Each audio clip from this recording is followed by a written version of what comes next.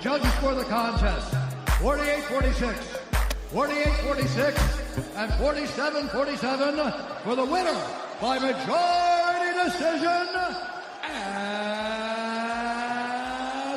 still... And still we are the undisputed African fighting podcast champion of the world. Welcome back to Fighting with Friends, ladies and gentlemen. This is If I Was a Betting Man. What's going on, Brother Gaia? Let's go, bro. You know it's green. Money, money, money, money. Let's get it, bro. Let's get it. Hope everyone's good. Let's go. So we are on a little bit early, bro. We're about 1 minute early. So just before we get into the parlays and the picks, we're just going to give the people maybe a minute or two just to get into steam and just take a chance to remind you that we did do a Friday Fights preview earlier with the mighty ESR, so be sure to check that out. BG, any thoughts or reflection on the preview earlier today? Yeah, absolutely, bro. I'm firstly want to say a big thank you to him. If you guys haven't checked it out, it is out. We will leave the link in our description box. I think there's a lot of insight going through the preview. ESR was very kind enough to give us some valuable information around a lot of the fighters on the fight card for One Friday Fights this weekend, in regards to like gyms, where they move to, training regimes, and if you stick around, you might even drop some more information a little bit later post weigh-ins. The weigh-ins already took place, so keep a lookout for more information on that. But I was quite taken aback by just the fact that he took the time to do it with us, bro. I think that's really what caught me by surprise, was the fact that he actually took the time out to chat with us and give us some valuable information on the fights. We got into it, we got stuck in some cool information, some cool picks that he put out as well, which we'll get into a little bit later. Because there is one fight where we actually had a little bit of I won't say disagreement, but I don't think we have the same opinions with that, or at least we don't agree on the same outcome for that fight. But I'll get into that when we talk about our picks. I'll break it down a little bit more. But in general, though, I think it was a wonderful breakdown. I saw TSPV got in the comments and said it was a wonderful breakdown as well. People liked it on X. Big love goes out to everybody on X as well that has shared and reposted our posts. Much love to you guys. But yeah, I think what I really would like to do is get the opportunity again to do it with ESR and talk when there's like a bigger card. I know you mentioned 147. I think that's a big card coming up in March. I think it is sometime in March. It's a big card, so definitely looking forward to that and looking forward to breaking it down with ESR. It's massive. For sure, bro, and I'm sure everyone is very much looking forward to it. He did promise us he'd be back for 147, so keep it locked. And it is just after 9 p.m. South African time, which was the time we promised to go live. Yeah. So without any further ado, BG, it's time to get into some picks as we promised. So, yes, sir. Before you go into the picks, that was also the first time that the online universe got to see ESR's face. So we got to put some respect on that. Let's go, bro. But all right, bro. It is One Friday Fights 143. It's taking place tomorrow afternoon at 1:30 p.m. South African time. We will, of course, be live for watch along. So please don't forget to like, share, and subscribe, ladies and gentlemen. But without any further ado, what you are all here for, BG, take it away with parlay number one. Just before you get into it, I'm just going to preface that the props were not available for us, but we will be locking these bets in as soon as they do become available tomorrow, ladies and gentlemen. BG. There we go. Thank you for that, AD. So the parlay one, I was thinking to myself, AD made it away to me last week, the week before, to try and mix it up a little bit, not play it so safe and just go money line and then go props. And kind of like put them together. It might even strengthen our chances a little bit. So this first parlay is dedicated to that. And I'm starting with the first name because that was actually the name that myself and ESR didn't agree on. He went with Vero, I went with Cohen for reasons that I think he could see, but I think he's still back in the Myanmar power in Vero. But I got Cohen on the money line. The reason being is because I find Vero still getting used to the 4-ounce gloves. Now I know she's going through a big training camp. ESR did preface this. He did say she's going through an amazing training camp at Tiger Muay Thai, I think it is. And that being said, I still find that she's finding her feet in this 4-ounce Muay Thai rule set, right? If you look at her last fight, she fought against Lee Mingrui. Mingrui is a very good boxer. She's fighting well out of China, but not big on the global stage. And to be quite frank, she's a slightly, I hate using this term, but slightly lesser fighter than Cohen. Cohen, putting the two together, I was like, nah, Cohen smokes her. Right? And Cohen has been keeping up. She has, even though she hasn't fought in one last year, she was scheduled to fight against some big name. She was going to fight a big name in the atomweight division. I was like, okay, this is massive. But then that fight didn't make it. Or Cohen couldn't make the fight either herself, but she was still active during that time, fighting in the big gloves. And I must say, I think her style poses big threats to Vero. I think Vero has a tendency to get reckless. She lets the guard down, and that's how Liu Mingrui was able to knock her down, by the way, which is massive. Yes, she came back, and she won the fight coming back. She got knocked down over her own also, but later in the fight.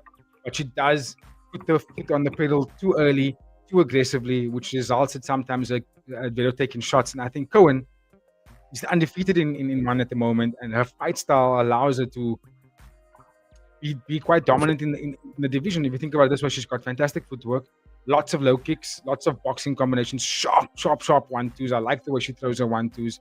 But the fact that she can manage the distance really well, as I think poses big threats to Vero, because Vero is a power puncher. Technical, but power puncher by first and foremost. That's what she loves to throw, is to go in there and put the heat on you and the high pace.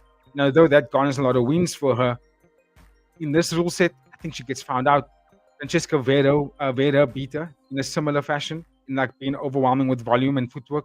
And I think Cohen does that better than Vera.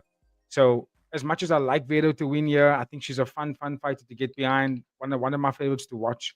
But I'm also not upset to say when I know one of my favorite fighters can be beat. And in this fight, I think Cohen has got a lot of avenues to beat her, and that's why I got Cohen on the money line. I don't think the fight's gonna go the distance. Then next I've got Chabacao. You know Chabacao, she's like he's always says, she's a gambler's dream. 4-fight win streak. And honestly, she is low key, like not low key. I think if you don't know anything about the Muay Thai scene, she is super talented. 19 years old, but really I'm impressed with her style of fighting.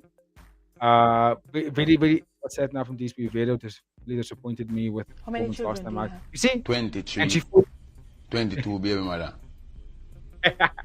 Real bad man. no, for real. Like her performance was a little bit surprising, but I think what was most surprising me about Vero's performance in the last fight was I kind of expected it to be a little bit more strategic and a little bit more defensively sound. I was like, why is she fighting as if she has got no experience and just wailing on an opponent where the danger factor was still there. She could have been tagged, and she did get tagged, you know. And for me, I feel like Cohen is just more polished than the opponent that Vero fought in the last fight. That's why I got Cohen for the win there. Chabacao, more of the same. She's taken on an RWS champion in let me just get her name quickly. She's fighting against Nazanin Husseini from Iran. She did fight the RWS before this. Had a title, I think, if I'm not mistaken. I'm not sure if it's an RWS title, but I know she had the title. Good debut, but I think she's going up against someone that is way more experienced than she is, which is mad because Chabacao is the younger fighter. But stylistically, Muay Thai, I think in the small gloves as well, Chabacao's got that experience over her, number one. And also Chabacao, 5-round specialist, starts slow, but gets extremely tough to beat when it gets to the later round. She puts the pace on people, on athletes, loves the elbows. She can fight in different variations, whether she's in the clinch or outside the clinch. And a big factor I noticed for Nazanin in watching tape on her, thank you DSPV for that, is that she does slow down. Round 2 and round 3, she doesn't have anything in those rounds. I've watched 3 fights of hers over the course of the last, say, year, 2 years, 2024, 2025, and I've saw the same pattern. Strong start first round, but doesn't have the same pop later rounds and gets beaten after that. She loses the rounds. And Chabacao only gets better. So I got Chabacao for the win there. Then I've got Rambong versus Song Pan Din. I've got that fight not to go the distance just because of Song Pan Din 2-2. I think he's got two losses by finish, if I'm not mistaken. Shorter fighter, or younger fighter. But Rambong, lots of experience, big gloves and small gloves. Got a lot of finishes under his name. A bit of a wild fighter in there, unpredictable with his movement. Has let people down outside of one of late. I get that, but I think in 4 gloves he always has a puncher's chance because of the power he has, and also that I wouldn't say unique because I've seen other fighters do it, but it's a little bit of an unpredictable fight style to go against when someone's so twitchy and they set things up when they move in and out of different stances. And Zambok does it really well. I think he's going to win this fight because of being the more experienced and better fighter overall. He's faster and he's stronger, in my opinion, and he's way more aggressive. So I think he's going to catch Song Padin. Get a finish there. Then we have Pechayut versus Hirai. That's also a fun fight. I think if we move up on the card, it's the fight that kicks off the international fight card or the international times for us. I've got this fight not to go the distance because of who's fighting. Both guys go for finishes. The one Hirai I find to be a little bit more polished, whereas in Pechayut he's a bit of a crazy guy in there. He fights like his life depends on it.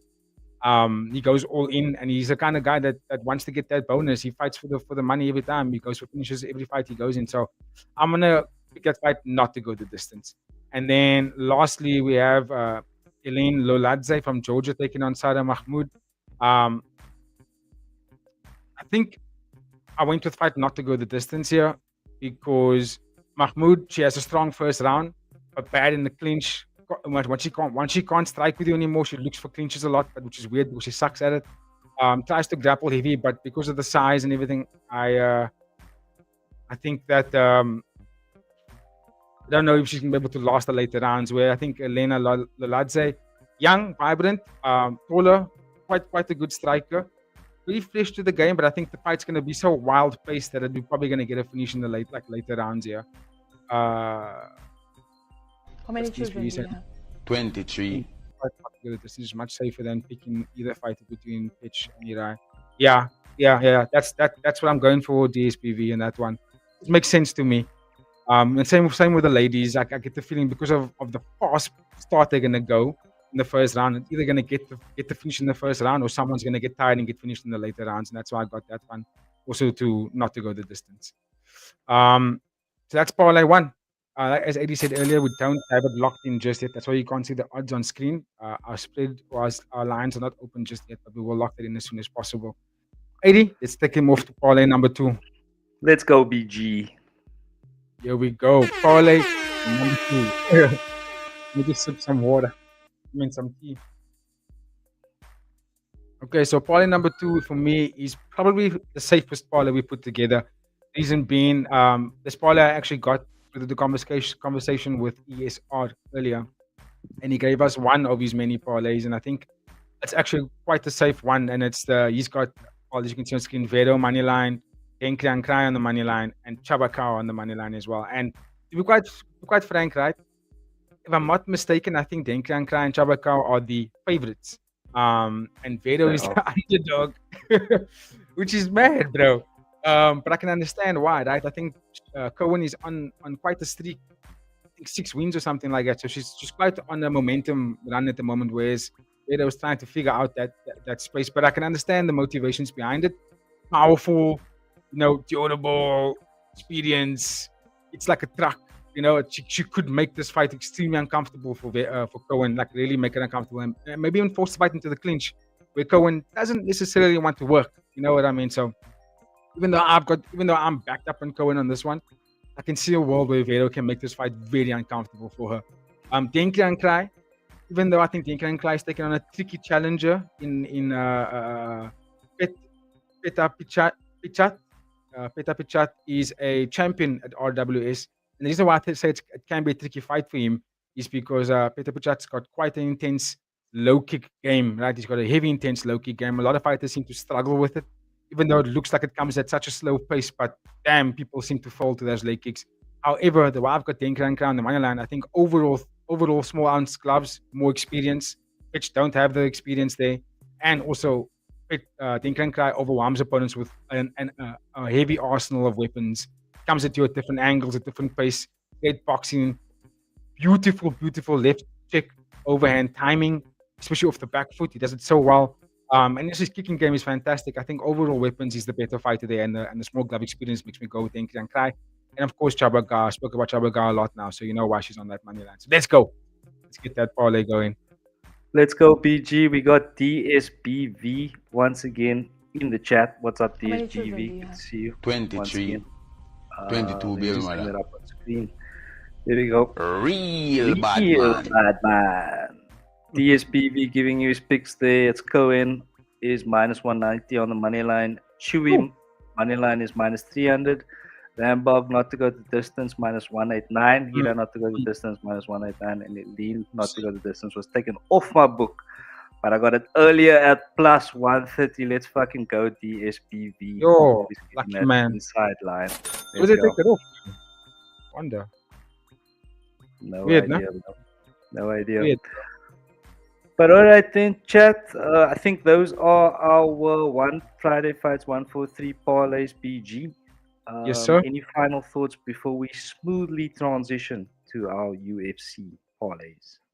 Yeah, I do want to talk about some. There's another fight on here that I find interesting, and I'm only talking about this fight because ESPV put this thought in my mind, and I thought after watching the tape, I can see the reasoning behind it. And a fight between Lam Singh and Plai Payak.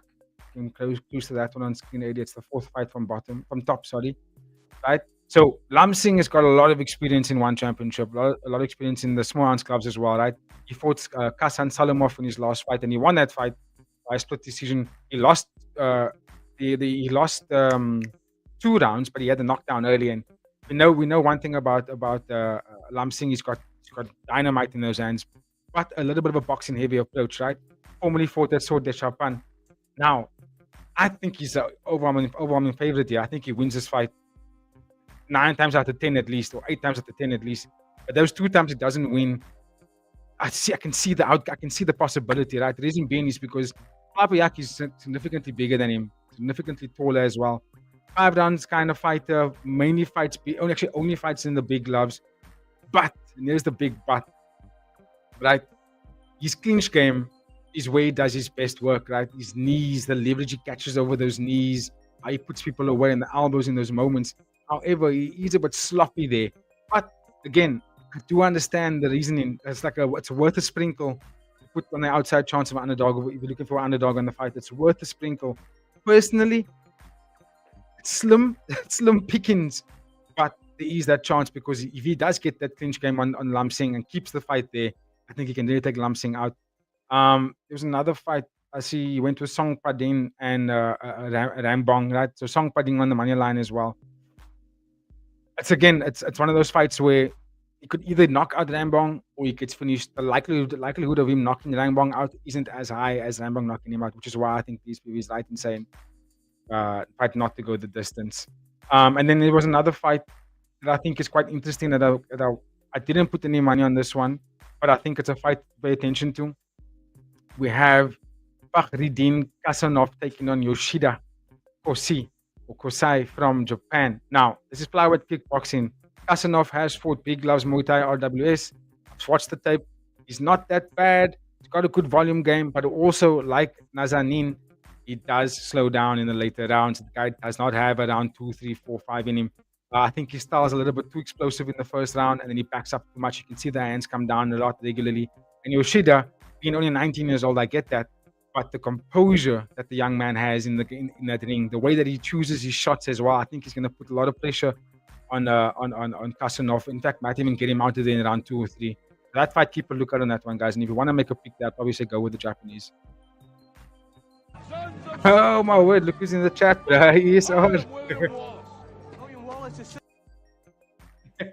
Let's fucking go, ESR. Welcome back, bro. Once again, giving thanks to the mighty ESR for giving us his time and his effort today. Top form today, bro. Top form. Give thanks. DSPV in the chat just clearing up here why the fight was taken off the book. Was because they originally thought it was Muay Thai, but because one got it wrong on their site, but it was MMA, so they changed the odds around. DSPV once again, yeah. Plai Payak is a big shot, but Lam Singh got lucky with the knockdown against Salimov. Got beaten up against Denkrian Krai. Yeah. And if I remember correctly, almost lost to Pansak before getting a knockout come from behind win. So lately I haven't been too impressed. Man, what up? Glad to see we have the gang here, bro. What's happening, guys? No, it's good points. It's very good points. I just think that why I think Lam Singh has got that chance, like, which has got that kiss of death moments in there. It's like he fights with his heart, even though when he's getting beaten up, you can see in the eyes. It's like I gotta swing something on this guy before I lose, right? And the thing about Payak is I'm not impressed with his entries into the clinching positions, right? He doesn't work his way in safely enough. He works his way in to the point where people are hitting him, bro. They're tagging him, and I'm like, yo, got to enter the clinch, and it's a small glove, so I don't think the risk. I don't think the risk is like the way you would think for himself. It's like, oh, I'm not risking that too much to get in there. I think he's actually risking quite a bit. He's got 4-man defense. You see, so like the way he entered that pocket is, it's like, bro, you need to be a little bit more defensively sound. Like, who does a very good entry in the pocket in the clinching positions is the way Wadapun did it on Sona Sen. Or was it Anta Kasim? But like the way that he enters, he doesn't give up a lot of his head targets to get tagged when he enters the pocket so nicely. So, and I don't think Payak does it the same way. He's a little bit too hittable for me, and that's a big risk in the small gloves. Lucas fight with Robocop, I think he's got a shot for sure. Must go check that one out again. I think you might have sent me a link for that one. But I can see what you're saying. Like I'm not disagreeing with the outside chance. 100% can see it happening. That's the reason why I brought it up. So I feel like there's a shout there. I think there's a shout there. That's why I brought that one up. And then the other one. Sorry, lastly, AD, the last one.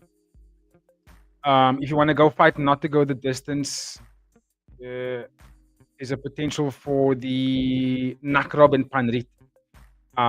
Pandit doesn't get a lot of finishes, right? But Nakrab is quite chinny lately. I don't know what it is. I don't know why he's sort of... Was it regressed? Gone backwards? That's the word? Yeah. Yeah, I don't know why it felt like he's taken so many steps backward. So he could get tagged by Pandit's a little bit of his wildness in there. But likewise for Pandit, because he gets wild in there, he also sometimes abandons the defense and gets tagged on the way he comes in, especially if he gets knocked down, right? Then he becomes a little bit too reckless to get the knockdown back, and then that's usually when he loses. So this fight could potentially also not go the distance. Potentially. Not that high, but potentially. Okay, thanks, brother guy. Anything else? Or are we moving? I don't know why I don't see Anon on our parlay, because I feel like he's a lock. He's taking on TI. And I think he's going to outstrike TI in this fight. TI take too long to start, waits for the third round, one punch kind of guy, doesn't have any volume. And Anon, he's got fantastic volume, operates very nicely in mid-range. The way he keeps and sustains that distance pressure is fantastic in his fights. I think it's quite phenomenal. Sometimes he can get a little bit reckless in there, but man, when he's locked in, he's locked in. I think the volume and the movement's going to guarantee him a win here. Probably not going to get to finish. I don't think he's going to get to finish at all. But I think he will walk the 3 rounds. So you're saying we should put him on the parlay? I get the feeling we should, AD. Yeah. Which one is that? 1 or 2? Let's throw him on to 2. Let's throw him on 2. Okay. Parlay 2 with the money line parlay. All right, let's add him to parlay 2. So we'll add Anon on the money line there. Yeah, I got I'll just have Anon. to recalculate the odds. But while I do that, BG, we can go to the chat. ESR, what's going on, bro? I think I'm going to beast a decision win. TI should stick to 5-round Muay Thai. There you go. There you go, bro. Breeze to a decision win. So there we go. Lock it in, ladies and gentlemen. ESR has spoken. Just a reminder to give him and DSBV both a follow on X. Of course, doing great things We got in our community. It's the 2 archangels, Michael and Gabriel, that's in our chat right now. Let's go. Give thanks, boys. But all right, BG, I'm going to recalculate the odds on this parlay. But while I do that, why don't we transition it to our UFC Fight Night, Strickland versus Hernandez, of course, taking place this Sunday morning at, what time is it? 3 a.m. 3 a.m. South African time. That's the main card. Main card starts of course, that time. main card starting at 3 a.m. South African time. But all right, PG, please take us away with your parlay for UFC Fight Night, Strickland versus Hernandez. All right, bro. So honestly, hey, with this card, I was struggling a little bit to find something that I can be convinced in. Yeah, scanning it again for a second, third time. I was okay, I can find some money on here. Right? So as you can see on screen, he's also got a comment there. This Michael, but I don't know if it's going to go under a lot of people's radar. Super excited for it. I would be a bit more excited for that fight, bro, if I knew who Shoma is. These PVCs, I think Shoma sucks. You see, that was the fight. I was like, I'm not sure. I don't know which Shoma this is. But I've seen Badanov fight. Badanov is good. Young, I think he can be better when he gets a little bit older. But I can see the model is there. I believe he can become something fantastic to watch. Who did he fight last? He fought Ali Kalat, right? But that was Muay Thai. I don't think that was kickboxing. Or was it kickboxing? It was Muay Thai. So he's transitioning over to kickboxing. Yeah, interesting. Let's see how he makes the transition. Watched like 6 or 7 Shoma bouts. He's bad. He's bad in my opinion. Okay. You know, we got double bad, and we know what that is, right? We got to stay away from the double bad. Bad. We got to stay away from them bad bads. But just before we do go to that UFC, bro, I have recalculated the odds on that parlay. I'll bring it up on screen there, ladies and gentlemen. So the brand new odds with on the money line, 6.81. That's plus 581 for my biggest homies. Not bad, eh? Not bad at all. Life-changing money, some might say. But anyway, BG, we'll go to our UFC. We got ESR in the chat just before we go to your parlay, bro. What did you got? I've got the following: Korea moneyline, Davila moneyline, Njukwani moneyline, Costa. Is that Nurkizeo? Yo, it's actually very similar to ours. It's very similar to ours, bro. Bro, what I will say about that is that Njukwani Carlos Loyal fight, if you can pick a winner there, that's excellent parlay fodder. Yeah, they're both very well priced in that fight. It's hard to pick as parlay fodder there. But yeah, all the best ESR. Ladies and gentlemen, if you know the history, if you know the law, as they say, you'll know when ESR speaks, you should go take those bet slips to the bank and tell them ESR sent you. Lock it in, ladies and gentlemen. ESR, let's go. Great minds think alike. Let's go, bro. You know why I overlooked it? Sorry, AD. What are you saying? PG? No, I was just saying I'm sorry I overlooked that the Adair Del Valle fight. I forgot that he's actually not a bad striker. He's pretty good, well-rounded fighter. And Jordan Levitt, like, let's be honest, he's a bit of an up and down kind of guy. Like, he gives you good performances against like non ranked fighters, and then fighters that are close to top 15, they all just smoke him every time. And I think Adair is a little bit higher level than fighters teetering on top 15. I think he's not bad. He can easily get ranked within this year, potentially. But okay, let's go to our parlay, 80 for this one.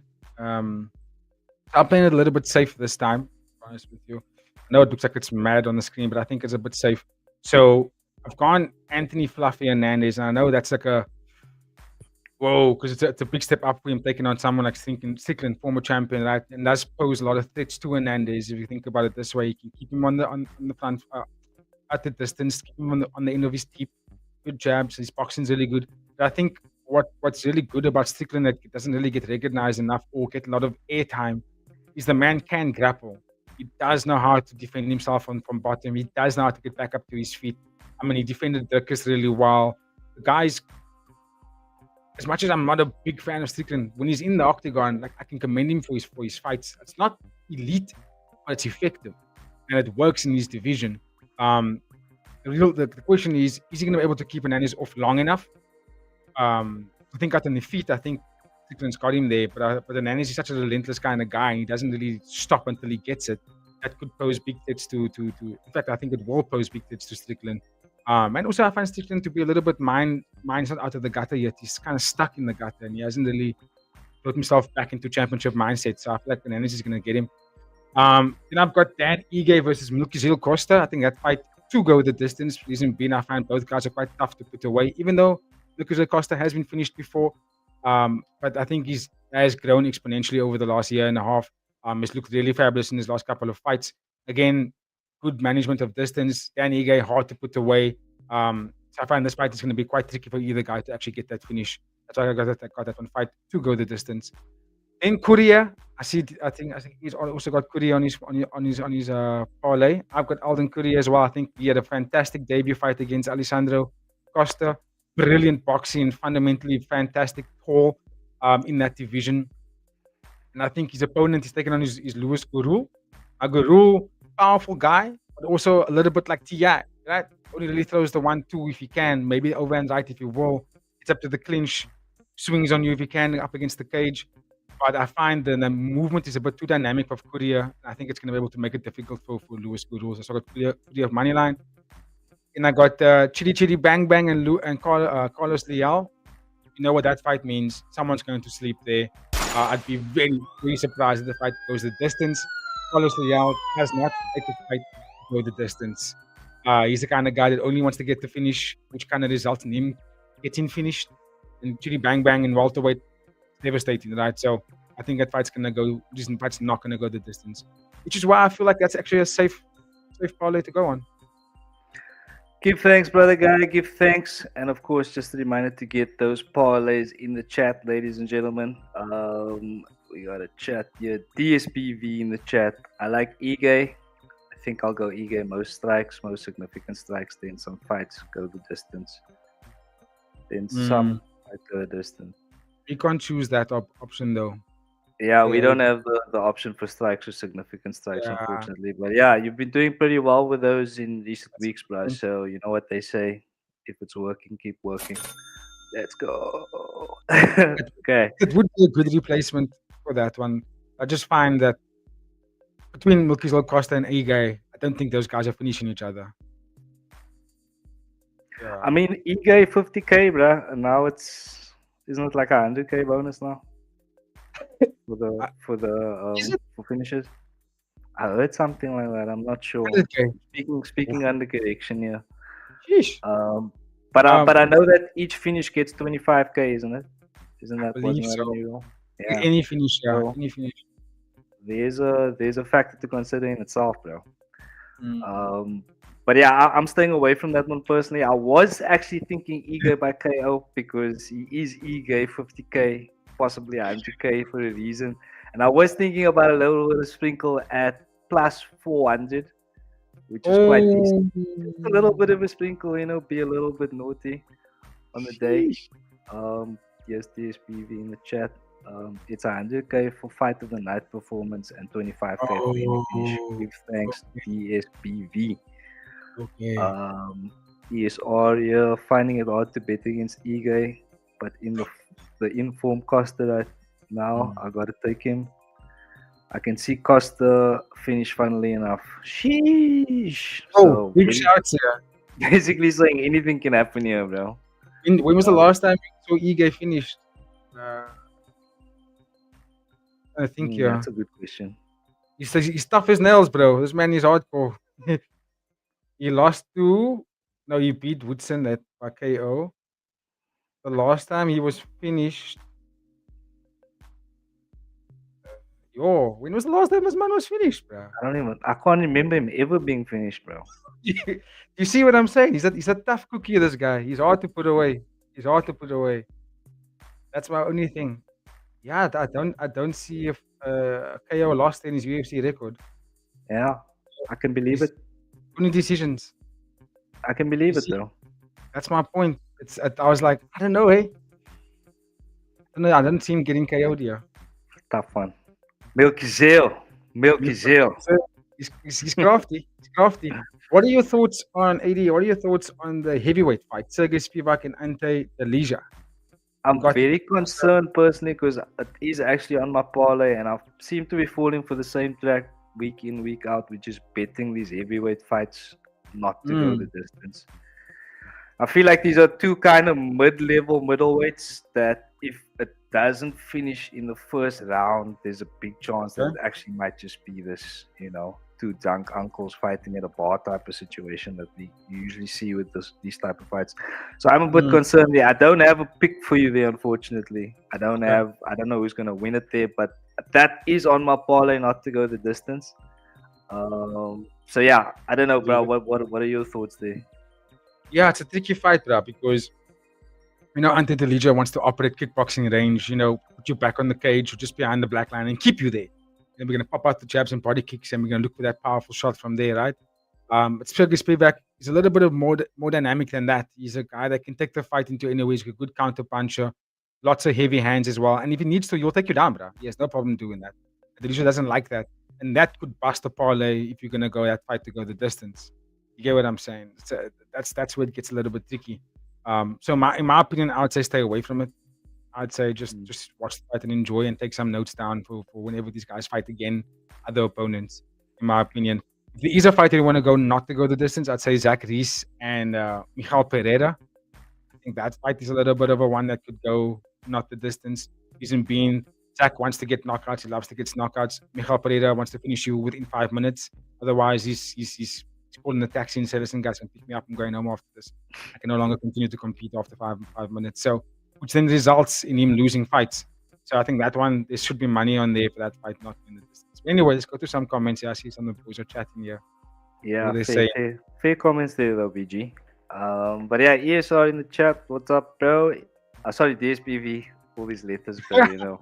After 9 p.m. it starts becoming a word soup, bro. But anyway, ESR, I don't know if you take a fighter most strikes and fighter B most significant strikes, you get crazy odds on the same parlays, like plus 1600 range. Fucking hell. I've been trying hit them. Got it, Gary versus Bilal. Nice one. Oh yeah, that was a big one. ESR, it's a big call, but Costa is locked in right now. I don't think anyone thought Costa would finish Morgan, and he did so it's going to He did. That's true. But for me, he's a better striker than Morgan. Morgan's a little bit overrated. I don't have those lines on my books. Bet365 shows up. They all fight last minute. Okay, I see. It's not for us. Banned from Bet365. Shit, bruh. Taking the bookies to the cleaners. Let's go, DS. I get you out of Just fuck all these letters. But anyway, let's go. DSPV. I got limited to $8 bet on Rainbet. Your favorite. Adrian, is that PG with a one? It is, yeah. It is, yeah. Yeah, bro, coming for that lightweight strap, bro. 2027. We're on our way to Thailand, bro. We're on our way. Nah, featherweight. That's not my featherweight. Shit. Yeah. God, no idea. Featherweight. That intensely. But anyway, back to business here. We are running close to our 45-minute allotted time. Yeah. I just want to ask a question for DSBV and ESR. I feel like they might actually have more information on this than we do. Boys, what do you make of the undefeated matchup on this fight card? Jacoby Smith and Josiah Eral. Both guys are 10-0 or 11-0, I think it is. Any thoughts you can give us? I was very curious for that fight. Someone's always got to go. But who's and how? Let you boys know. Otherwise, Eddie, you can take it away, bro. Sorry to interrupt. Oh, no, no worries, bro. No worries. Let us know, chat. But okay, let me go to my parlay. I did mention the heavies, and I think I'm just gonna stick to my guns here, bro. The bet has already been locked in. I'm also only going one parlay here, and that is Anthony Hernandez on the money line. I think Sean Strickland's been out, and I think that coming back, Anthony Hernandez is an absolute nightmare matchup. He's gonna be relentless. I know Sean has shown good takedown defense in the past, but I think Fluffy's got enough pressure and enough grappling prowess and a very good ground game enough to control Sean and to frustrate him on the night. So I'm going to go Anthony, Fluffy, and Hernandez on the money line. I got Jeff Neal to get it done. Hands of steel, Jeff Neal. I feel like Jeff Neal's due a win. I don't know too much about Uro's manage, to be honest, but I feel like Jeff Neal has only lost against the top caliber opponents. For example, like Ian Gary, he's lost against Carlos Prates. So yeah, he's only lost against really the top echelon of the division. So I got Jeff Neal hands of steel to get it done here on the money line as well. And then the one that we spoke about that I am a little bit concerned about is Spivak and D'Elia not to go the distance. But like I said, I'm going to stick to it, and I'm going to hope that I don't fall into the same. I mean, you got to get knockouts in every fight, boys. I can't understand how it's going any other way. It's not supposed to be an outcome in a heavyweight fight that it goes the distance. It's just not supposed to be that way. So I'm backing for an old school heavyweight throwdown here, bro. Someone's going to find that chin. So Spivak D'Elia not to go the distance at 2.46. That's plus 146 for the Vegas homies. Nice and safe. I just worry about that Steel fight. Medici is a bit of a tough guy. It's up and coming. I don't know if I can see him as championship quality just yet, but I do believe that he can crack the top 15, maybe even top in this year. It's definitely going to be a good test for him. Of course. And Jeff Neal's 35 and apparently he stopped drinking now. So let's see what all that plays on his. Okay. He's off it. Let's see. He's off the juice, bro. Okay, so he did respond there. He says, I really respect Harrell, but cannot bet someone with brain damage. Just like being honest, it would affect his training. You see what I'm saying? There's valuable information again. Exactly. Good thing I had to ask, bro. I was like, I'm curious about this fight here. Very curious. So I think maybe then Jacoby might be the safe one there then. I won't do it confidently. Yeah, I think if you're not sure, bro, it's best to just stay away. But it's gonna be an interesting fight nonetheless. Someone's over to go, so that's always a fun one. Last one. Yep. Another comment there. Harrell had a brain malformation. He did 9 hours brain surgery. He was out for a long time. Jesus. Ooh, you see, that's very important information, bro. That's like, I don't think I'll take that. UFC originally did not want to sign him. Yeah, you see, now it's like, we have to go with Jacoby Smith then.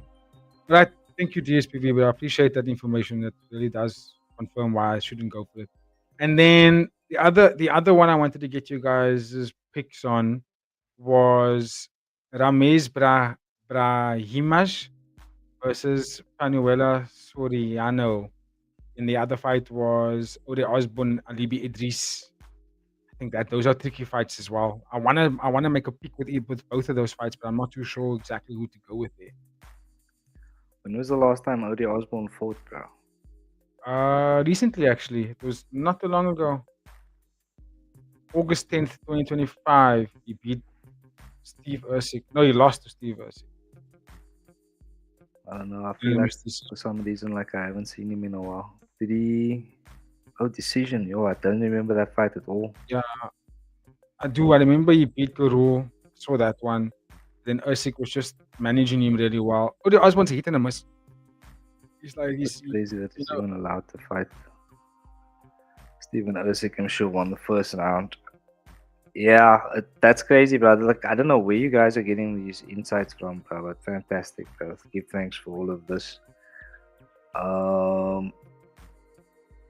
Had his money line at about 6 odds. He faded so hard. Sheesh. You see, he's a bit of a hit and miss, but Ode Osborne, if he's locked in, his head is in the game, he does perform really well. But he's taken on someone I watched throughout the Ultimate Fighter season. It is Alibi Idris Elba. There we go again. And I gotta say, dude, he poses a lot of threats to Ode Osborne. You know, that the typical Russian-based wrestling style, but does it in a way where it doesn't really get tired. He manages fighters really well. I know he lost his in the finale, but he fought against Joseph Morales, who is really, really good. Has been in the UFC already, so he's like, in my opinion, he's actually quite a few levels above Idris. But still, Alibi, regardless, I still think he's a fantastic fighter. Striking-wise, he's really good. And Odie Osborne, when Odie Osborne struggles to back his opponent up, he gets into his head, and fighters start to beat him when they start to smell that in the water. You know what I mean? So, and Alibi goes. If you don't control him on the ground the way Joseph Morales does, he's gonna beat you up. Alibi's gonna beat you up. So I think that fight's quite tricky. I'm inclined to go with Alibi, but so difficult to pick. I need more convincing on it. And then the other one was Unaela Soriano. He does go for finishes all the time. I think his last 2 fights, he got KOs, if I'm not mistaken. But the only thing is, I don't know his opponent. That's the only thing. He KO'd Medic and 12, 2025. Who's fighting your guy, Jeff Neal. Then he lost Litenikov. Sorry, DSPV's in the chat here. I think Ode got a decent shot on it. He could fool you. I don't have a pick for the other. Okay, perfect. That's fine. I just wanted to see maybe if you guys were convinced on Soriano KO. That's fine. So Ode Osborne and Alibi Idris. That's a tricky fight. It's gonna be an interesting one. Yeah, I'm actually looking forward to that. Again, like I said, guys, this fight got started at maybe 5 a.m., but we will be doing it live. I'm just not too keen on that 3 a.m. starts. Gotta go, guys. Have a good evening. Give thanks for the chats, DSBV. Give thanks for the comments. Thanks for the likes, bro. We appreciate you, and we hope to see you tomorrow, bro. As always, same time, same place. Have a good day, bro. BG, anything else before we wrap up, brother? I think that's my only kind of curiosity on this UFC card that I'm most intrigued to watch, and also, yeah, I think we're gonna get some cash this weekend, bro. Let's go. Let's hope so. Let's go. All right, then, ladies and gentlemen, that is our time. And if you have made it this far in the stream, don't forget to like, share, subscribe. Got new content coming, so you can watch the podcast every day. Joe Rogan. Yo. That's these are our time, everybody. Thank you to ESR and TSPV, guys. Absolute legends. Looking forward to catching all of you guys tomorrow when we go live at 1:30 South African time to catch the live watch along for One Friday Fights 143. Keep a lookout for that, guys. And myself and the Fighting with Friends team, have a fantastic evening, morning, day, wherever you guys are watching from. Love. Always have a good one, and we will see you guys in the next one. Cheers, everybody.